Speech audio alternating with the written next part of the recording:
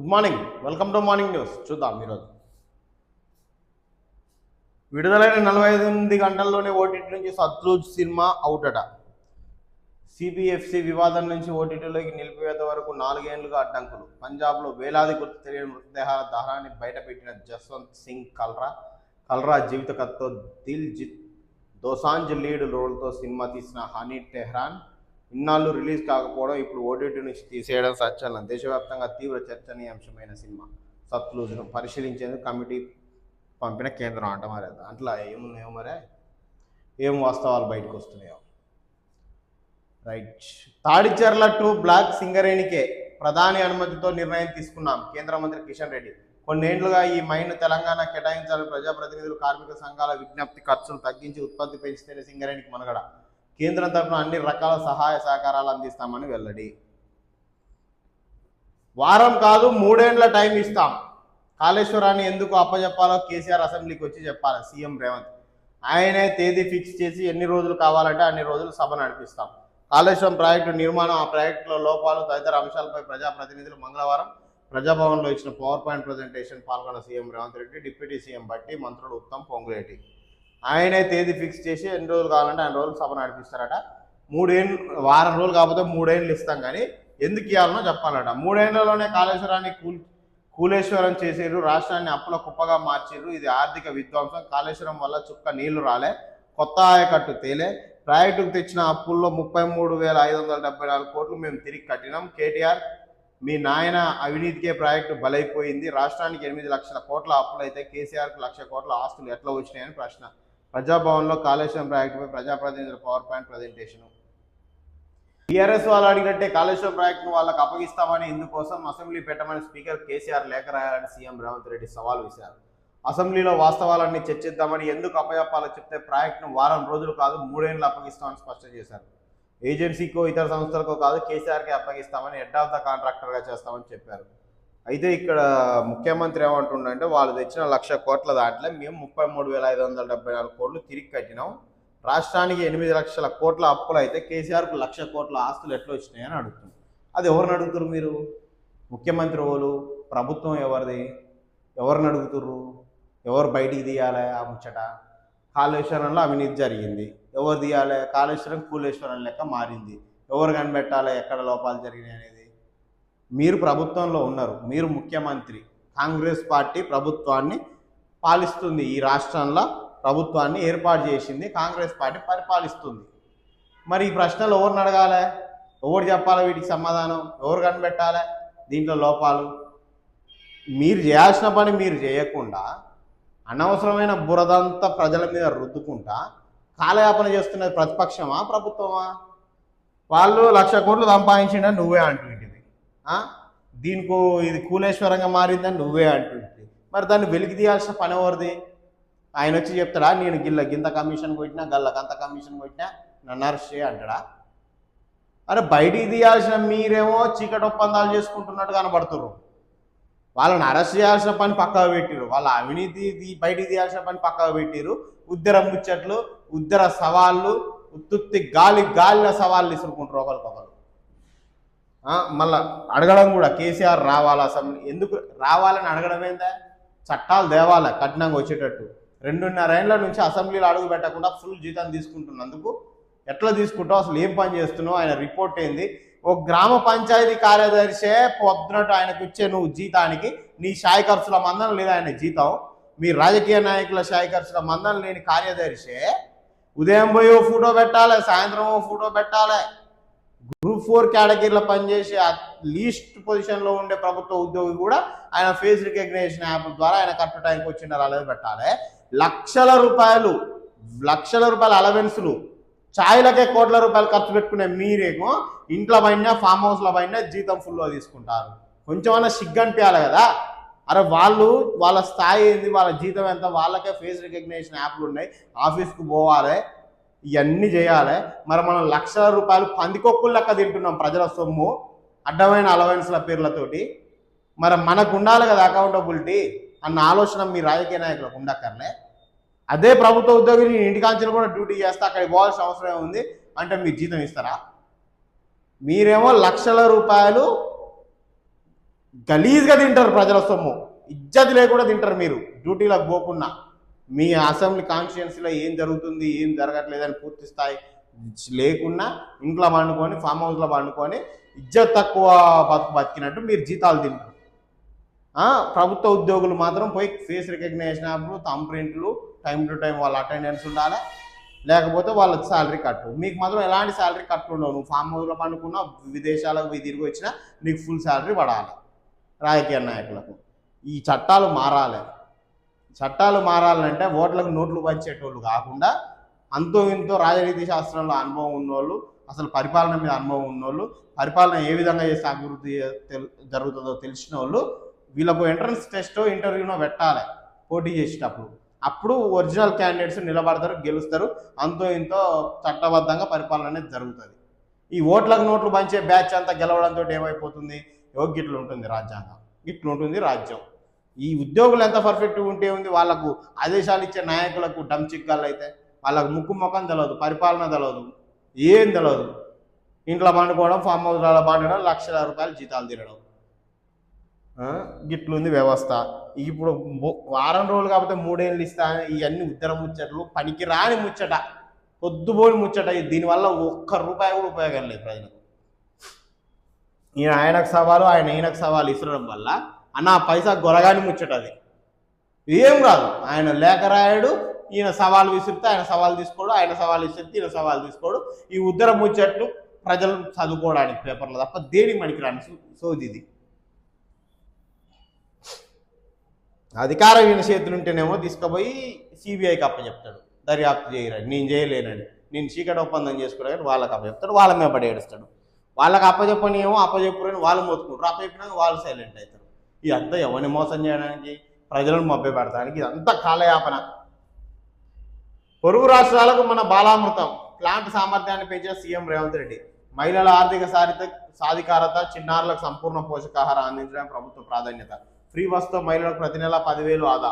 2034 నాటికి 1 కోటి మంది మహిళలను కోటీశ్వరులను చేయడమే లక్ష్యమని వెల్లడి. నాచారంలో బాలామృతం ఉత్పత్తి కేంద్ర 34 షిఫ్ట్ అయిందా? 1 కోటి మంది కోటీశ్వరులు ఈ టైంలో కాదు, 34 వరకు.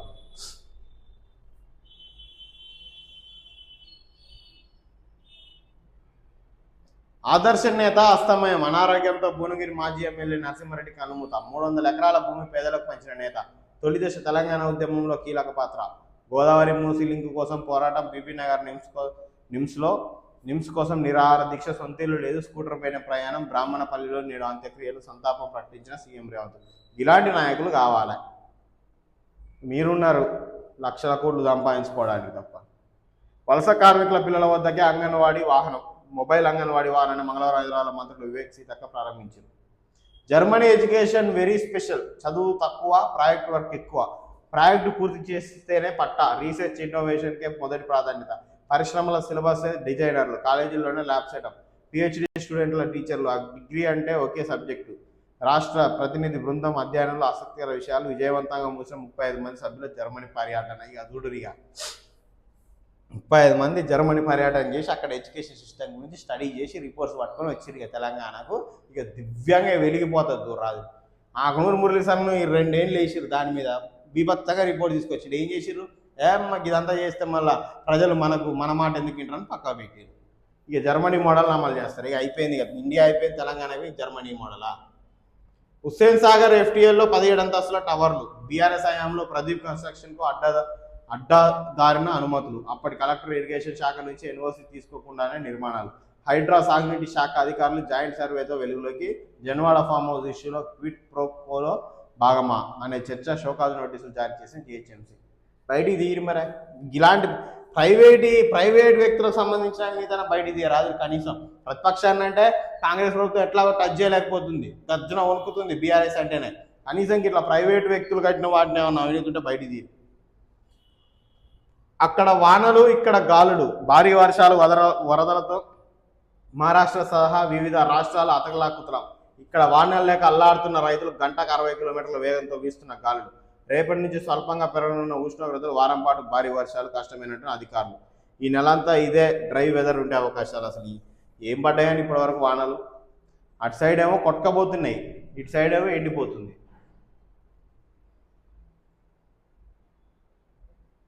కాంట్రాక్ట్ అవుట్సోర్సింగ్ ఉద్యోగులకు జీతం 1వ తేదీన వేయాల్సిందేనట. ఏజెన్సీల ఇష్టరాజ్యానికి చెక్ జీతాలు లేట్ అయితే కఠిన చర్యలు సీఎం రేవంత్. ఉద్యోగుల ఖాతాల వివరాలు సేకరించి డిజిటలైజ్ చేయాలని ఆదేశం. హెల్త్ కార్డులు ఇతర బెనిఫిట్ సమర్థంగా అమలుకు అవసరం. క్షేత్రస్థాయి స్టడీ కమిటీకి 100 రోజుల్లో సమస్యల పరిష్కారం. అవసరమైతే కొత్త చట్టాలు రూపొందిస్తామని వెల్లడిగా. ఇలాంటి హెడ్లైన్స్ చూసుకొని మురుసుడే సరిపోతుంది అవుట్సోర్సింగ్ కాంట్రాక్ట్ ఉద్యోగులు. ఇక కథ ఈ హెడ్డింగ్ చూసి అమ్మ 1వ తారీఖు వస్తాడా, మళ్ళీ రేపు వేరే తిరిగా హెడ్డింగ్, ఎల్లుండి వేరే తిరిగా హెడ్డింగ్, అది వచ్చు లేదు సచ్చు లేదు. ఈ న్యూస్ చూసుకొని సంబరంగా మురుసుడు తప్ప అది అమలు జరిగేది లేదు పాడలేదు. కొన్ని కాంట్రాక్ట్ ఉద్యోగులకు 5-6 నెలలు అయిందట జీతాలు రాక.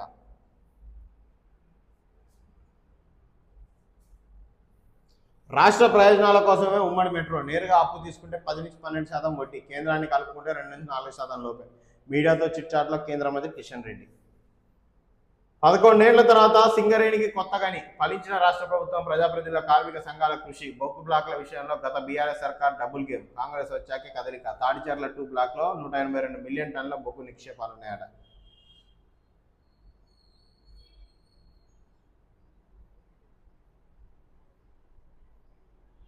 ఈటల బీజేపీ నేతన బీఆర్ఎస్ ఏజెంటా. కాళేశ్వరం మీద ఆయన మాటలు ఆశ్చర్యం కలిగించాయి. పీసీసీ చీఫ్ మహేష్ గౌడ్ 9.5 ఏళ్లలో నీటిని ఎందుకు రిలీజ్ చేయలేదో కేటీఆర్ చెప్పాలని సవాలు. బిఎల్ఓలను బెదిరిస్తున్నారు, దొంగ ఓట్లు చేరుస్తున్నారు. దొంగ ఓట్లను చేరుస్తుడు కాదు నాయన, ఉన్న ఓట్లను వాళ్ళు రాసుకోవట్లేదు బిఎల్ఏలు. వాళ్ళని బెదిరించేది ఏంది? ఫామ్లు ఇచ్చేస్తారు, ఇంట్లో పంపిస్తారు, వాళ్ళు నింపిందే ఫైనల్. బిఎల్ఓలు దగ్గరుండి నింపించే ప్రయత్నం ఏదో చేయాలి. అసలు మొత్తం అన్ని పార్టీలు ఒక లైన్ మేము మాట్లాడితే బీజేపీ ఒక లైన్ మేము మాట్లాడుతుంది. అదేందో అర్థం కాదు. అరే ఉన్న ఓట్లకు ఎసరు పెడుతున్నారు అంటే దొంగ ఓట్లను చేరుస్తున్నారు. మీ బాధ ఏంది అసలు? ఏమన్నా మీరు నిఘా పెట్టిరా? మీకు తెలుసా ఎవడు ఓడి కోటేస్తున్నా మీకు ఎక్కడ తెలుస్తుంది? ఆ బీజేపీ లైనే డిఫరెంట్గా ఉంటుంది అక్కడిక్కడ మాట్లాడేటప్పుడు. ఈ రాష్ట్రాల్లో ఎస్పెషల్లీ దేశవ్యాప్తంగా తిరిగి ఉంటుంది, ఈ రాష్ట్రంలో తిరిగి ఉంటుంది. పాపం కేంద్రం నుంచి బీజేపీకి ఈ రాష్ట్రంలో ఏదో పేరు తెద్దాం అనుకుంటారో తెలియదు, మరి ఏదో తెలియదు, కానీ దగ్గరుండి జరగొడతారు. ఎవరు రాష్ట్ర నాయకులు అంటే వాళ్ళు దరిద్రం. అదేందో అర్థం కాదు. బీజేపీని ఎట్లా వీళ్ళకి ట్రైనింగ్ ఇస్తారో మరి ఏందో తెలియదు. ఈ రాష్ట్రంలో బీజేపీకి పేరు రావద్దు, ఈ రాష్ట్రంలో బీజేపీకి ఓటు శాతం పెరగవద్దు అని ఏం ట్రైనింగ్ ఇస్తారో ఏ కథ. రాష్ట్ర స్థాయి వర్గం సంబంధించిన ఎవరైనా బీజేపీని ఎట్లా ఆగం పట్టిద్దామనే దిశగానే ఉంటుంది వాళ్ళ ప్రయత్నాలు, వాళ్ళ మాటలు, వాళ్ళ చేతలు. ఈ కింది స్థాయి కార్యకర్తలేమో చాలా కష్టపడుతుంటారు అంతో ఇంతో పేరు తేవడానికి. వీళ్ళేమో మొత్తం జడగొట్టి కూర్చుంటారు. ఆ మాటే పొంతన ఉండదు. అన్ని ఒక లైన్ మీద ఉంటే ప్రజలకు సపోర్ట్ ఒక లైన్ మీద ఉంటే వీళ్ళు వ్యతిరేకంగా ఉంటారు. అంత అడ్డదిడ్డంగా మాట్లాడుతుంటారు. ఏందో అర్థం కాదు.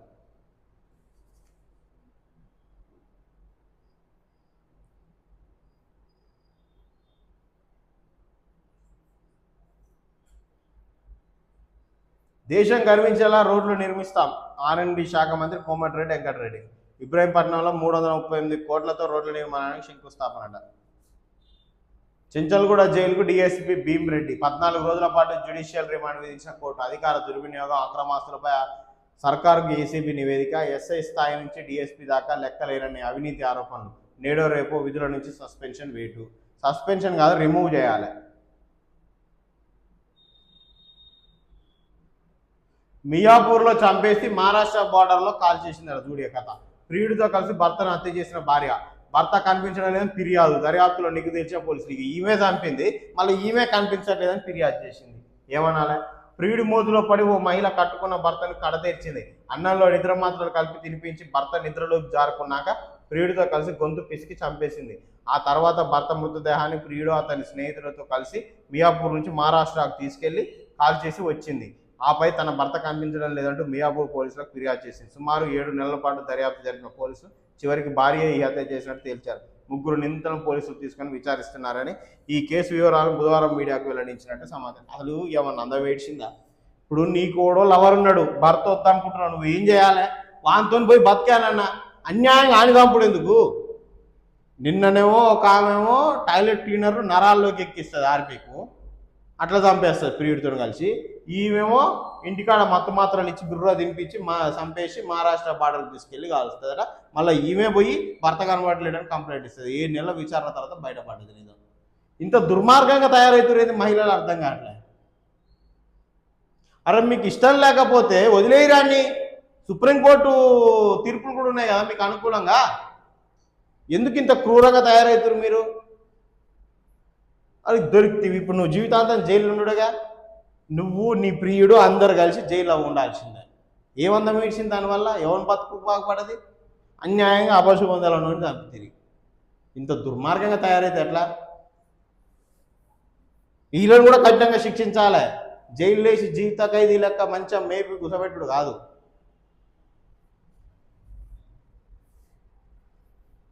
మహిళలు దయచేసి ఆలోచించరు, ఇంత దుర్మార్గంగా తయారు కాకుర్రి. మహిళా మండళ్ళు వచ్చి వీటి మీద మాట్లాడాలి దయచేసి.